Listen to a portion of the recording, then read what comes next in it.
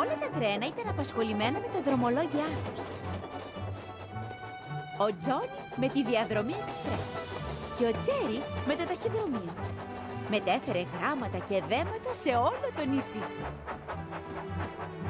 Ο Τόμας μετέφερε κάρβουνο προς το ρηχείο.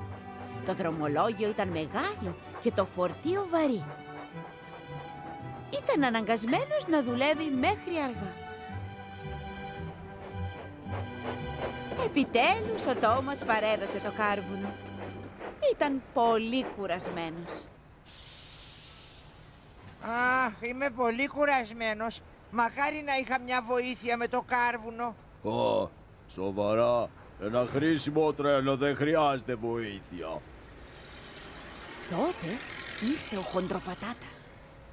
Θέλω έναν εθελοντή για 3 ειδικά δρομολόγια. Θα τα αναλάβω εγώ, κύριε. Ήταν κουρασμένος, αλλά ήθελε να αποδείξει πόσο χρήσιμο τρένο είναι. Πολύ καλά, Τόμας.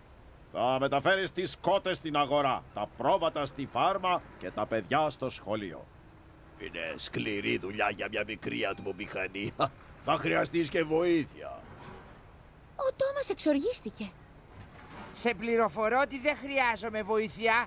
Θα τα καταφέρω μόνος μου. Και έφυγε θυμωμένος. Κότες στην αγορά, πρόβατα στη φάρμα και παιδιά στο σχολείο. Πρώτα παρέλαβε τις κότες.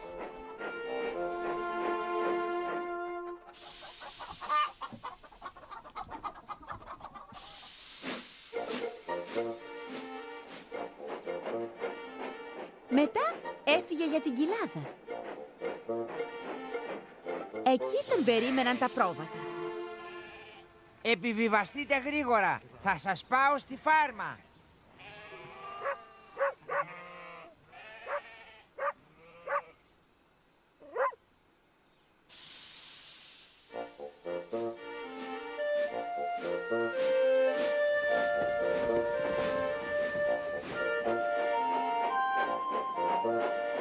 Σε λίγο ο Τόμας έφτασε στο σταθμό. Ήταν κουρασμένος. Τα χαρούμενα πρόσωπα των παιδιών του έδωσαν κουράγιο. Όμως οι ρόδες του πονούσαν.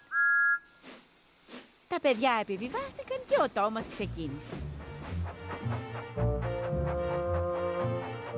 Πρώτα πέρασε το λόφο